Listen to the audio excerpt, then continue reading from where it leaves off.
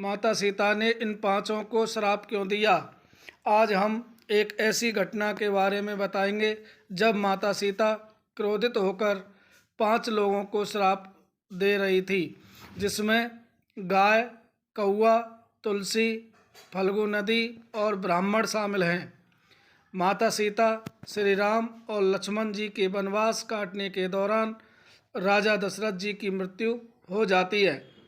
उस दौरान उन सभी को अपने पिता के लिए पिंडदान करना था। पिंडदान हमेशा किसी पवित्र नदी के पास जाकर होता है। इस दौरान वह तीनों गाय के फल्गु नदी के तट पर पहुँचे। जब वह नदी के पास पहुँचे तो श्री राम ने पंडित से पिंडदान की सामग्री के लिए पूछा। इसके बाद लक्ष्मण जी पास के गांव में सामग्री लाने निकल पड़े। वक्त बीतता गया पर लक्ष्मण जी की कोई खोज खबर नहीं थी। तब श्री राम ने निर्णय लिया कि वह खुद उनकी तलाश करने जाएंगे।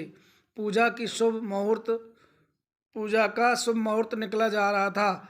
समय काफ़ी बीतता गया पर वह दोनों की कोई खोज खबर नहीं थी। इस पर माता सीता ने निर्णय लिया कि उनके पास जो भी सामग्री मौजूद है उसी से वह पिंडदान करेगी। विधि पूर्वक माता सीता ने पूजा समाप्त की। यह पूजा सफल हो गई और राजा दशरथ ने भी इसे स्वीकार कर लिया था। ये देख माँ सीता प्रसन्न हुई और उन्होंने फल्गु नदी, कौवा, गाय, तुलसी, ब्राह्मण और वट वृक्ष को इस बात का साक्षी बनने को कहा। पर जब श्री राम और लक्ष्मण जी वापस लौट कर आए तो उन्होंने पूजा के वक्त हुई सारी कहानियों का जिक्र किया और उन सभी से अनुरोध किया कि वह सच्चाई बताएं। पर श्री राम के क्रोध को देखकर किसी ने भी कुछ बताने की हिम्मत नहीं की। केवल वट वृक्ष ने सारी सच्चाई बताई। इससे माता सीता को दुख हुआ और सभी को श्राप दिया।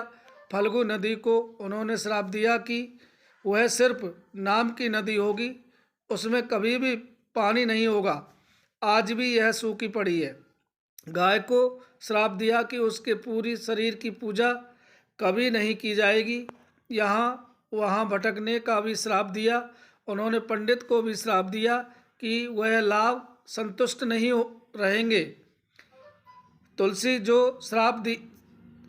को श्राप दिया कि वह गया की मिट्टी में कभी नहीं खिलेगी। कौवा को लड़ झगड़ कर खाने का श्राप दिया था। वहीं वट वृक्ष को लंबी आयु और दूसरों को छाया देने का आशीर्वाद दिया था। धन्यवाद।